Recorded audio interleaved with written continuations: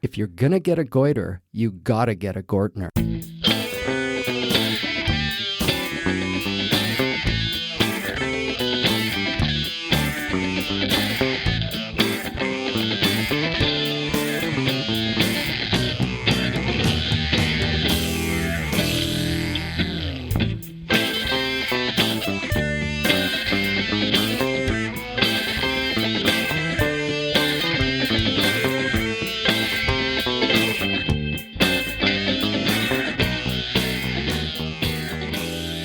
And I wholeheartedly endorse that intro theme music. Wow. Do you think you're a celebrity enough to do that? I think I'm man enough to do that.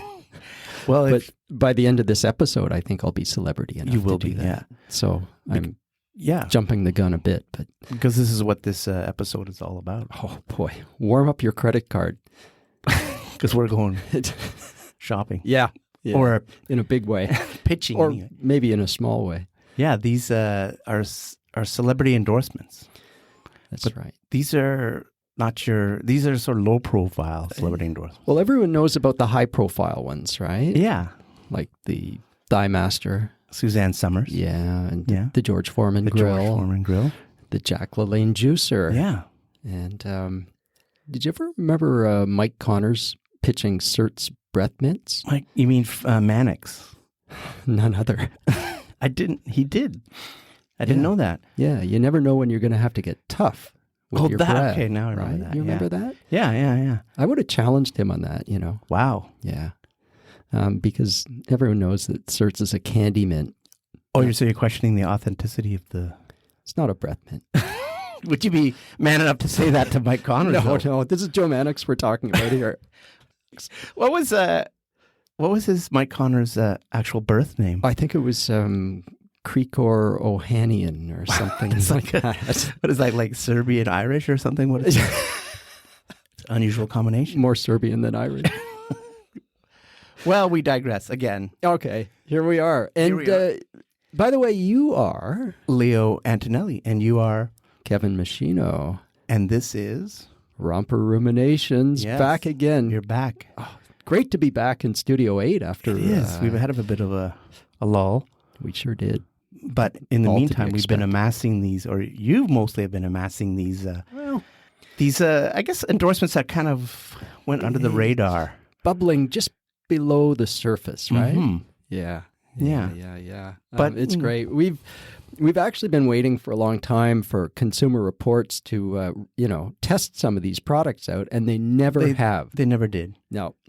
So only the mainstream stuff. Yeah, we took matters into our own hands. We sure did. As we always do here. We got into our rompers. Which I think you have to put on a romper to, I don't know. Yeah, to fully get into the spirit of this, I think. And fully test the products, too. Yes. So. But, it's kind of like we're like Batman and Robin. We get the music comes on and we get into the rompers and we head down to Studio 8. Robin was a ward, right? Yeah, you're not my ward, though. So, I mean...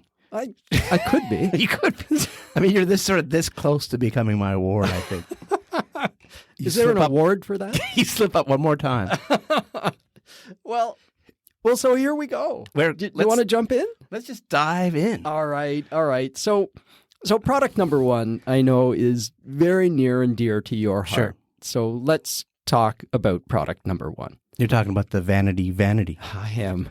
Which, we spent a whole episode on Vanity, but we didn't touch on her endorsements. Her foray into the consumer world. Yeah. Right? This was a vanity for a bathroom that had a beautiful picture of Vanity on the front of it. Yeah. And what better way to, get ready for the day? Well, it's encouragement. It's encouragement because... For the beauty impaired. That's right. And if anyone knew about Vanity, it was Vanity. Yeah. So that was what happened with that? Did she oh gosh. Did she die before it really I think so. Went into full production? Yeah. That's too bad. It never really went anywhere because I don't think that she could completely focus on it, No, she had a lot going on. I don't know if her heart was in it completely. No. This was just sort of a side hustle. That's right. If you will. And I think maybe she became religious in the meantime and kind of lost interest in it. That's too bad, because all the vanity stuff goes right out the window when you become religious, I think. I think so. That's one of the first things that goes, I think. You can't be strutting around and... So you got to be humble. Instead of coming out with the vanity humility, I guess the project was shelved altogether, right? It doesn't have quite the same ring as the vanity. It's too bad. It's too bad. But, once again, we sigh and say, what could have been? What could have? It's always the case with vanity, isn't it? Yeah. What could have been? She could have come out here to the suburbs and pitched her products, and it would have been great. Oh, I would love to have my toiletries stored in my vanity. It'd be awesome. Absolutely. Anyway. So it's too bad, but it's a dream now. There you go.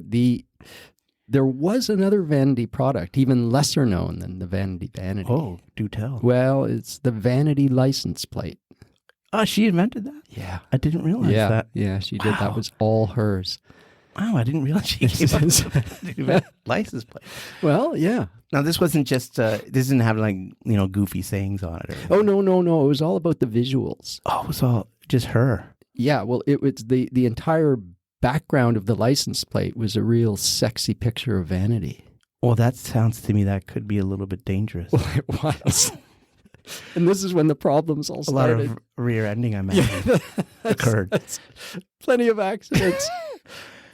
Plus, the Department of Transport really started complaining because it was hard to differentiate the letters on the license plate. Oh, they blended in. They blended in with the vanity backdrop. Okay. So that I think helped to speed up the mothballing of this project.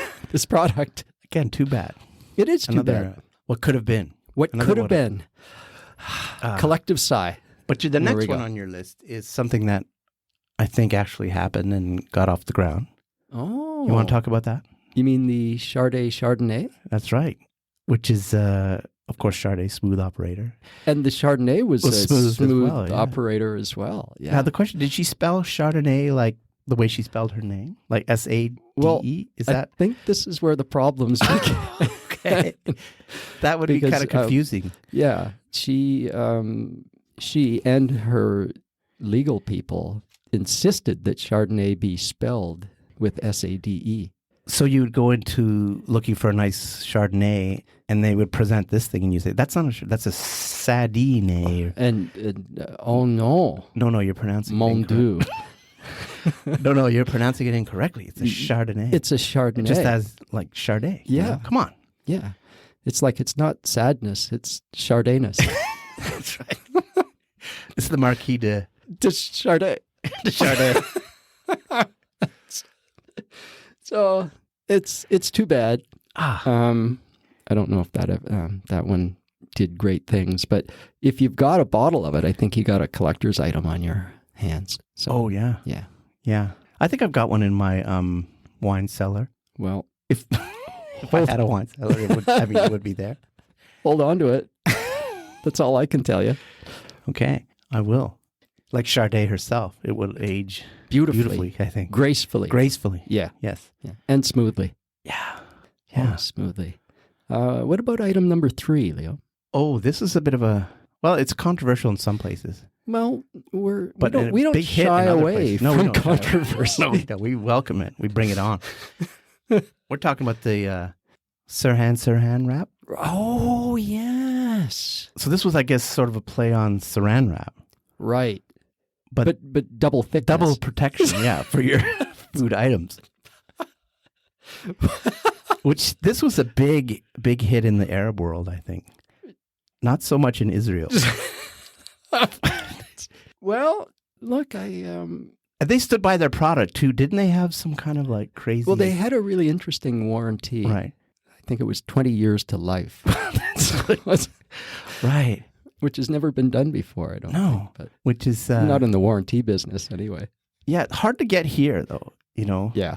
You didn't want to be pulling out the... you had to be careful when you pulled out the saran wrap about who you were, But if you had it, wow, was your food ever protected, Boy, was it ever. Double protection. Yeah, fantastic.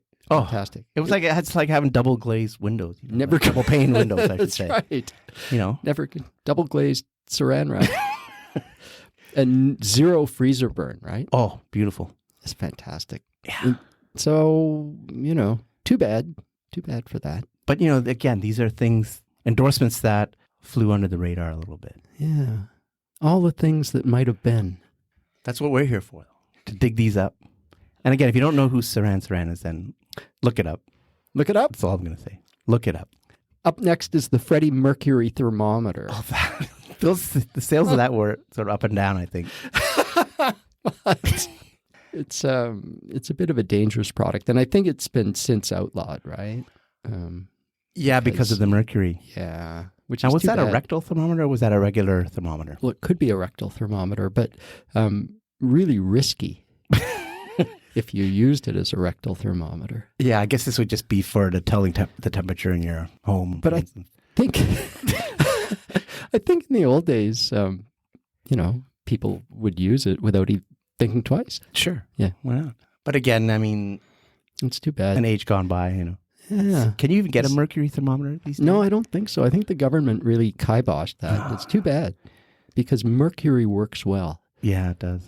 And Freddie Mercury worked well. I wonder if it had little pictures of his ups and downs in life. Oh, depending on the temperature. Yeah. Yeah, that could be. I don't know. I think you had to have pretty good eyesight to discern to pick up the images on the thermometer because especially if it's in your rectum. Yes. You'd have to have some hell of an eyesight. Yeah. Okay. Which I don't, but this next one. Oh, you want to talk about the next one? It's You mean the Scott Bakula spatula? No. Yeah, sure. Let's do it. I think we skipped one, but that's okay. We'll come back. Oh, okay. We'll come back to it. We'll talk about the Scott Bakula spatula. Mm-hmm.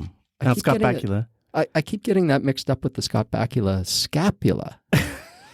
No, it's not. But I think we should talk about the spatula because it's more of a household item, right? Yeah.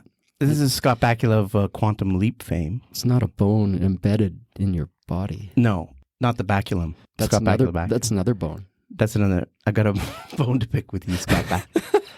If you don't know what a baculum is, look that up for sure. Look it up. Do yourself a favor. I guess he's best known for Quantum Leap, which is all about time travel. So I think people were buying this thinking that they could go back and forth in time when really all it could do was flip eggs and such. So it was a bit... They got a lot of returns on that, I think. That'll kill any company. That'll kill any, corporate venture. Yeah. I mean, he never made these claims. People were just making the leap, right? So to speak. So maybe they probably had to issue a disclaimer on the packaging, but by then it was too late. Cannot be used for time travel. Yeah. Only kitchen use. Yes. But we have a picture of it on the website, I think. Yeah. It's a beautiful looking spatula. It's fantastic. And I'm sure the scapula would be beautiful looking too. I think he's got a beautiful scapula. Well formed. I'm sorry. Back up to... Bacula up. Let's back it up a bit. We skipped one, but that's okay. Oh. We skipped Leo, an please. important one. The Juice Newton juicer. Oh, wow. That is like just such a natural fit, I think. It is. It's perfect. Because her name was Juice. Makes sense, doesn't it? And we all know what a juicer can do. Oh, but this was a special juicer, I think. It would... I think if you juiced something successfully, it would play Queen of Hearts. Queen of Hearts. Yeah. Oh, wow. Yeah. It had a sensor inside. That's amazing. Yeah. But it must be kind of a quiet... the motor was ultra quiet. So that you could hear the song. Insulated. Yeah. Yeah. All the nuances of Juice Newton. Wow. Because there are a lot of levels. Now, what if you juiced something incorrectly? Well, I think if you got like something stuck in there or it wasn't operating, I think, is it Love's Been a Little Bit Hard on Me? It would just, it would play. Yeah. But you'd always be guaranteed of a tune. Yes. Which is great, yeah. No matter what the outcome was of your juicing excursion. That's right. I think it would play Angel in the Morning, like first thing in the morning. Yeah, because it had a built-in clock. Yeah. So that's pretty good. That's intelligence. That's almost AI. Yeah, it's almost like a smart appliance. It's a smart appliance. And Juice Newton was pretty smart. Yeah. She was a smart businesswoman, too. What's next on the list? Item 7. Yeah, this one I hadn't really heard of. Well, I mean, I've heard of I've heard of the celebrity, I've heard of the product, but the two together. I think you have to spend more time in the church. We're talking about the Steve Gutenberg Bible. Yeah. Did it have, like, was it made the old-fashioned movable type way, or Sure. It could be. Probably. Or did Steve, did he highlight his favorite parts? More likely. Right. Well, it might have highlighted his favorite parts in the Bible. Or maybe it highlighted his favorite movie parts. The next one was kind of short-lived, I think, wasn't it? Yeah. Lots of financial turmoil there. Mm-hmm. Too bad. It's Bed Bath and Beyonce. Sort of, I guess they're playing on the Bed Bath and Beyond title. But going one better. One better. Maybe more than one better. That's the problem. I think that's what happened. I think everything in there was branded with some kind of image of Beyonce. Or can you imagine the royalties? It killed them. And by the way, the licensing fees just to use her name in that would be incredibly stiff. I think, if you had a franchise, it would, I think, take you 6 months just to pay off the use of the name in the title, in the building name. Yeah. In the business name. Why didn't they call it Bed Bath and Kevin? I just don't think, you're not going to, no offense to you, but you're not going to get the crowds. Not the same star power? No. But you pay for that, right? That's the problem. It's a fine balance. Yeah, I know. So this explains why they went out of business, right? Yeah. And the licensing fees killed them. Even when they were in business, they were just floundering the whole time. Yeah. And it's no skin off Beyonce's nose. No, but as a consumer, it was like you go in there and you pay $240 for a towel, right? And you're like, what is this? I mean, come on. And I think about 90% of that was the licensing fee. Yeah. And so that's rough. But if you got one of those towels now, they're probably worth something. Say $240. Yeah.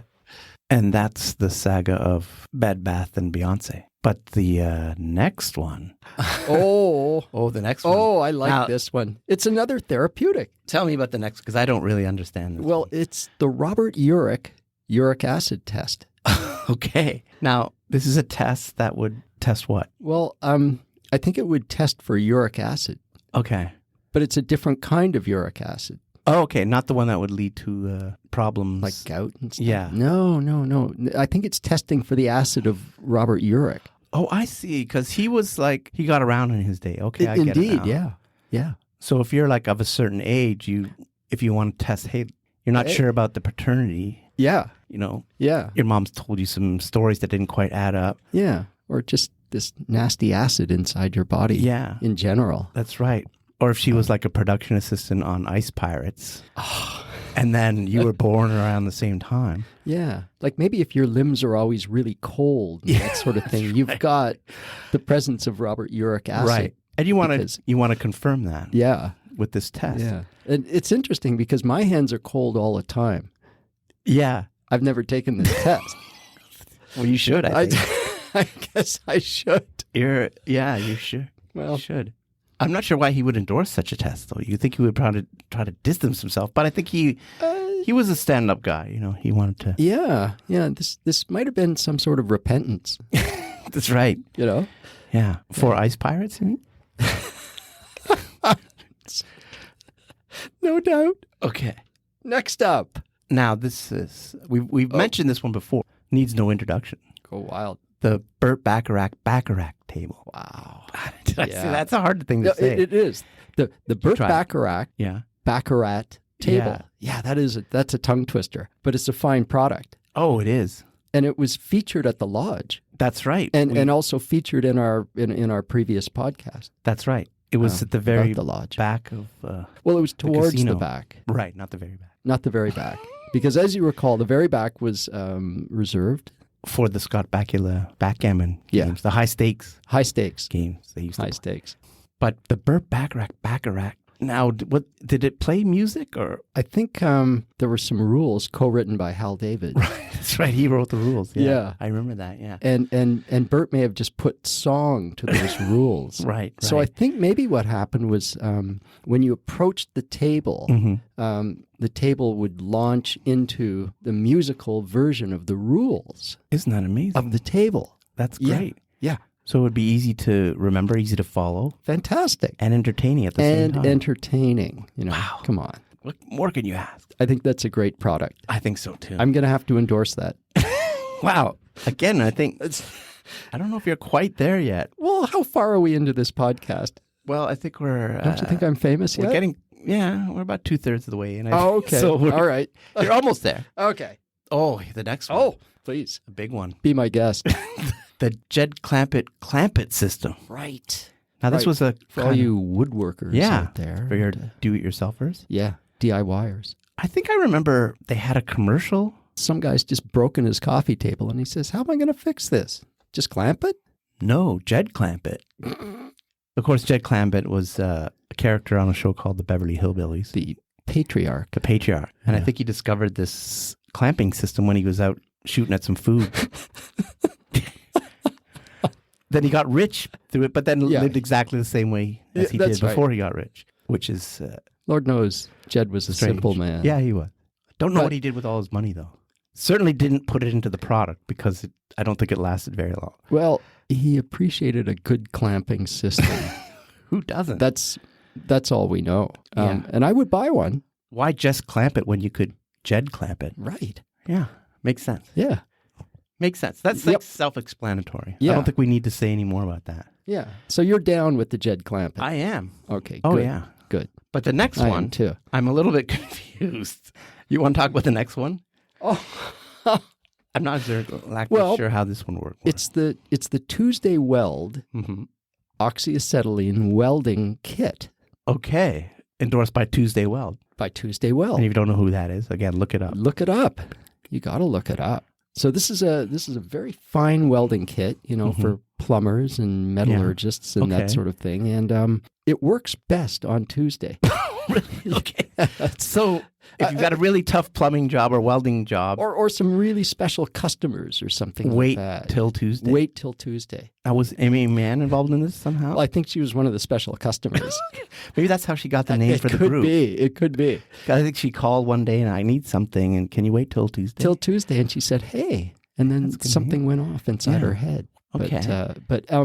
So the this welding kit would work every other day of the week, of course. Yeah, sure. But of course Tuesday would yield always the best results. Right. Now, did you need like a lot of this stuff, or no? Just a touch of Tuesday Weld was usually sufficient. That sounds like a Donald Fagen song. That's interesting. Maybe that's where Donald Fagen. It's all connected. We talk about this a lot.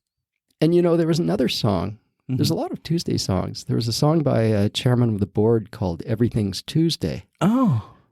I think. Probably. And goes back to that. The fact that this product works better on a Tuesday. Yeah, it all happens on Tuesday. Okay, interesting. So very good. You know what? I'm gonna give this product a thumbs up just on account of its novelty. Yeah, it is novel. Not sure, though. I would like to test that, the hypothesis that this thing works better on a Tuesday, though. I would like to, because it seems to me a bit of a stretch. Wow. But hey, I got to have more faith, I think. Who are we? Who are we to talk? Now, moving along. Leo, say hello to item number 13. Now, this one completely puzzled me. So can you even talk about this and make any sense of this for me? It's the... It's the Tony Orlando and Dawn Candida test kit. Okay. So Candida is kind of an unpleasant internal condition, I guess. Yeah. Bacteria and okay. I did a little bit of research on this because when you first brought this up, I had no idea. Yeah. And I read that 85% of Americans have or have had a Candida yeast infection. So that's a big market to tap into. Oh, does this have anything to do with Tony Orlando? Or Robert Urich. Maybe they were a team. I think so. But what was special about this test, though? I mean, so when you would use this test kit, and and you got a positive reading, Yeah. you know, like when you actually had Candida, Yeah. it would launch into the Tony Orlando and Dawn song Candida. Okay. Yeah. And again, if you don't know what that is, look it up. Oh, you'll have to look it up because I would love to sing it for you right now, but I don't think I could. I don't think you do it justice. No. But it's a great song. Yeah, and it's a great way to find out you have Candida. It's a fun way to find out you've got Candida. Yeah, that's right. You know, why not?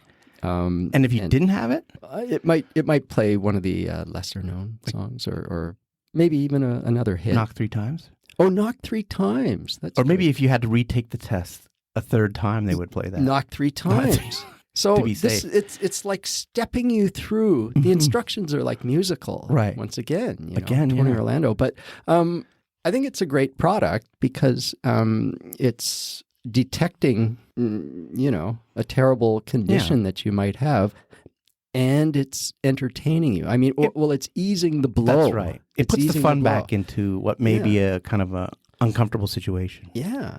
Which is always important. I think I'd want to have Candida just to hear the tune. That's the beauty of the test. Yeah. This particular test. Yeah. So a lot of people are out there looking for Robert Urich or Tony Orlando so they can test positive. Right. Nice product. Okay. Nice product. I'm glad we're on board with that. Oh, number 14. Wow. This one, I think we need a bit of a preface. We need some context here. Yeah. Marjo Gortner? Of who that is. Yeah. I think he came to fame as a child preacher, like evangelist. Yeah.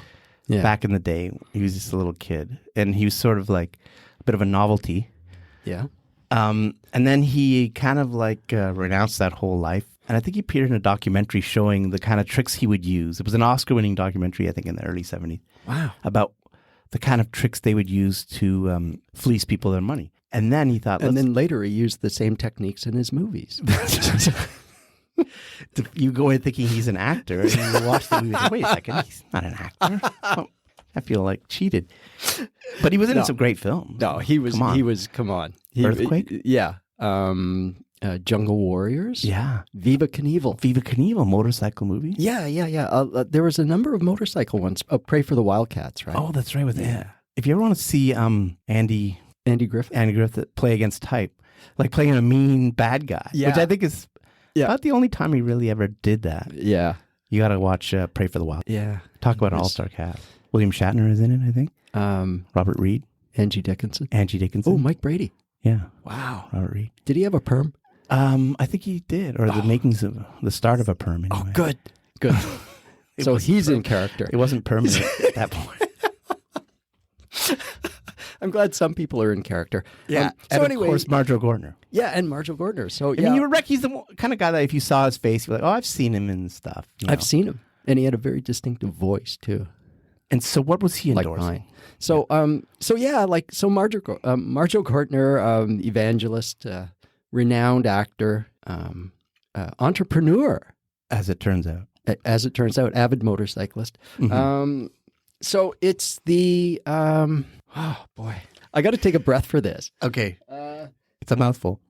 It's the Marjo Gortner Goiter Begone Goiter Removal Kit. Wow, yeah, that is a long name. It is for a long product. name. Yeah, and does it just do what it says basically? Well, so you know what a goiter is, right? Some kind of growth. It's an unsightly thing on your neck. Growth. Maybe older people get them and that sort of thing. So, so he comes to market with this therapeutic. Yeah, but did it work?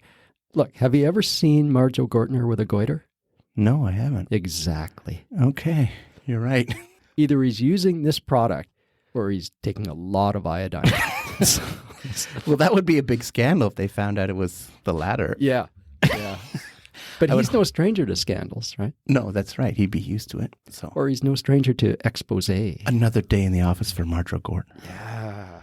And so this thing, all it did was just remove your goiter for you. Yeah. Yeah. You could use it as a preventative measure, too, to make sure that you never got a goiter in the first place. Okay, that sounds a little sketchier to me. You want sketchy. Well... Like how do you know that this was working though? That it was going to work? Their product slogan was pretty convincing. Oh, what was that? If you're going to get a goiter, you got to get a Gortner. That just rolls off the tongue. Yeah, yeah. The alliteration. Yeah. Wow. So I found that fairly convincing. They had other descriptions on their packaging, on the product packaging. Right. Do you recall a guarantee? No. The guarantee slogan? I don't recall it. Is this something like when the tough get a goiter? Those goiters get going elsewhere? Get goitering. No, I don't think that was it. No, I think it was get goiter free with the Gortner guarantee. Wow. Yeah. So, but how can you argue with that? You can't argue with that. That gives you peace of mind, I think. Yeah. Which is what you want when you've got a goiter. Oh, and by the way, no Gortners were harmed in the making of this product. Well, that's a relief. But I feel sorry for those goiters when they meet up with Gortner.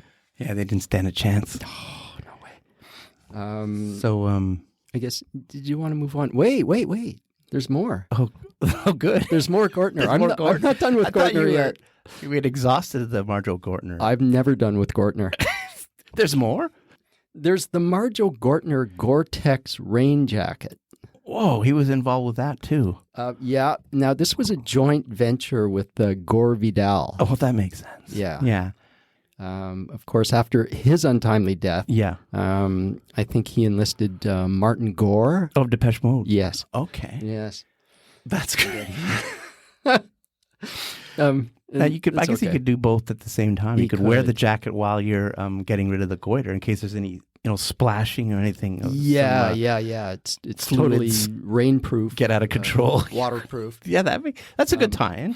And I think they wanted Al Gore as well. Oh, why they couldn't get him? No, he was too busy saving the planet and inventing the internet. So. He had a lot on his plate. Yeah. It's too bad. It's too bad. And no word yet on Frank Gorshin or whether he got involved in Goran Ivanisevic. The tennis player. Yeah. Wow. Yeah. But also a great entrepreneur. Yeah. Especially when it comes to Gore-Tex. Yeah. And I think you just love saying Gore-Tex, don't you? I do. And Marjo Gortner. I like Gore anything. But just to finish that, I think their store is opening soon on Goreway Drive.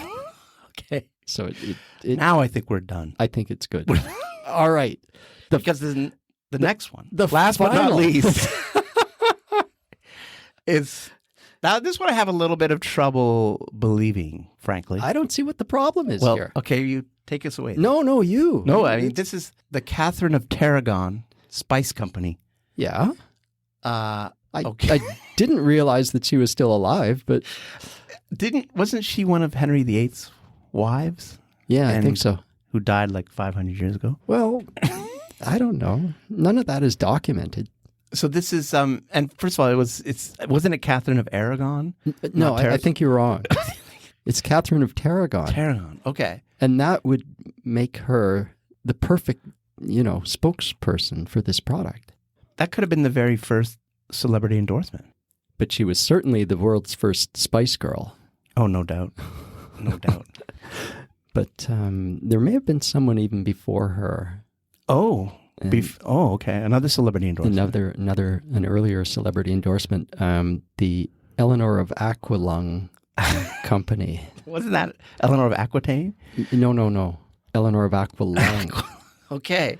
Just to be clear here, they specialized in old Jethro Tull albums. Okay, so it wasn't like scuba equipment, because I guess that wouldn't have been invented at that point. No, that was Eleanor of Iron Lung. Okay. But is that all they sold, or? Well, I think later on they retooled and they became Eleanor of Aquafina. Oh, the water. Yeah, they specialized in bottled water. That wasn't Aquafina though, the comic. No, I don't know. That's a good question. See, I'm hip with the comics. You don't know who Aquafina is, I bet. Also, the Tarragon Spice Company, Catherine of Tarragon, based in Oregon. Oh, really? Yeah. Was there even such a thing as Oregon back? There probably was. Yeah, with Catherine of Tarragon, though, I mean, with all that, the thriving business, right? Do you think he got jealous? You think that was the reason he ended the marriage, Henry VIII? Oh, he was always crabby. Yeah, he was. Cranky guy. And maybe that's why. He couldn't handle her success. Yeah. She one-upped him. Yeah. I'm just glad that we're here to rewrite history. Didn't realize that these things went back so far in time. Yeah. Okay. Yeah. You've got to dig. You've got to dig. But we do. And we're digging these celebrity endorsements too. I've been digging them. I dig it too. I can dig it. We're running out of time, but we may have to come back and revisit this, like some more of these in the future. Absolutely. I think we're just scratching the surface here. We are. There's a lot of stuff that you unearthed. Yeah, we're scratching the surface and I think coming up with a goiter. Well, but it's okay. I've got just the product for you. That's right. No problem. So does this make us spirits in the material world now? We are spirits in the material world. I think we need some spirits after this. I think this is going to... Are we going to be bona fide celebrities after this and endorse our own products? Oh, I'm all for it. Yeah. What do you think? I don't know what we would endorse, though. Well, I'll endorse anything. I think you're a whore compared to these guys. At least they had some standards. Well, Oh, well, I think we just about covered what we wanted to cover today. That's it. That's it. So. And fantastic. And I think we hear the strains of the outro music by Sean Bogenkamp. Thanks, everyone, for tuning in. Yeah, on Romper Ruminations today, and we'll see you next time. More to come. Bye-bye.